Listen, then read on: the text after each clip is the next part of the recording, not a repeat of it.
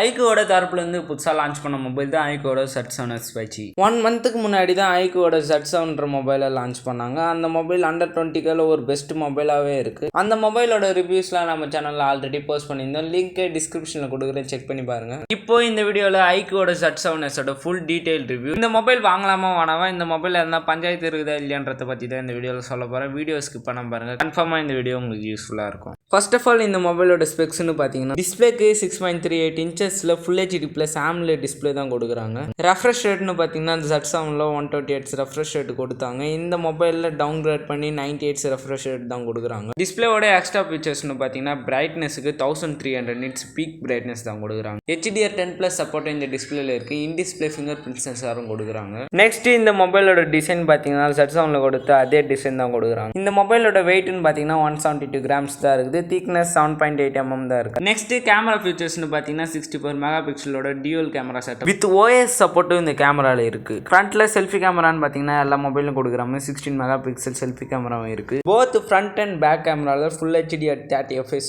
Video recording பண்ண முடியும். Battery கெபாசிட்டின்னு பார்த்தீங்கன்னா Iqooட z7ல கொடுத்து அதே 4500 mAh பேட்டரி 44 வாட் ஃபாஸ்ட் சார்ஜிங்கும் கொடுக்குறாங்க. இந்த சார்ஜரை யூஸ் பண்ணி மேக்ஸிமம் 1 ஹவர்ல உங்களால் 0 to 100% சார்ஜ் பண்ணி முடியும். ஃபைனலாக இந்த மொபைலுக்கு யூஸ் பண்ணிக்கிற ப்ராசஸர்னு பார்த்தீங்கன்னா Qualcomm Snapdragonோட 695 ப்ராசஸர் தான் யூஸ் பண்ணியிருக்காங்க. Iqooட z7ல பார்த்தீங்கன்னா Dimensity-யோட 920 ப்ராசஸர் கொடுத்தாங்க. 920 ப்ராசஸர்லேருந்து ஒரு பெரிய டவுன் கிரேட் பண்ணி தான் 695 ப்ராசஸரே கொடுக்குறாங்க. ஸ்டோரேஜ் டைப் UFS 2.2 தான் இருக்குது. ஃபேப்ரிகேஷன் ப்ராசஸர்னு பார்த்தீங்கன்னா 6 nanometer ப்ராசஸர் தான் யூஸ் பண்ணியிருக்காங்க. UIன்னு பார்த்தீங்கன்னா இவங்களுடைய ஓன் UIயான FunTouch OS தான் கொடுக்குறாங்க. Out of the box Android 13 மேலே இந்த மொபைல் இருக்குது. ஃபைனலாக இந்த மொபைலோட ப்ரைஸ் 19,000. Iqooட z7 இதே ப்ரைஸில் தான் இருக்குது. ஃபைனலாக இந்த மொபைல் வாங்கலாமா வேணான்னு கேட்டிங்கன்னா Iqooட z7க்கு இந்த மொபைலுக்கு ப்ரைஸில் எந்த ஒரு கம்பேரிசனும் இல்லை. Iqooட z7லேருந்து இந்த மொபைலை ஒரு பெரிய டவுன் கிரேட் பண்ணி தான் லான்ச் பண்ணாங்க. அப்படி இருக்கும்போது Iqooட z7 ஒரு பெஸ்ட் ஆப்ஷனாக இருக்கும். ஃபைனலாக இந்த மொபைலோட ஸ்பெக்ஸ்னு பார்த்தீங்கன்னா எங்கே கேள்விப்பட்ட மாதிரி இருக்கும். விவோவோட T2 மொபைலை தான் ரீபிராண்டிங் பண்ணி Iqooட z7sன்னு லான்ச் பண்ணியிருக்காங்க. விவோவோட T2 5G அந்த அளவுக்கு சேல் ஆகிறதுனால அந்த மொபைலை ரீபிராண்டிங் பண்ணி Iqooட z7ன்னு லான்ச் பண்ணிக்கிறாங்க.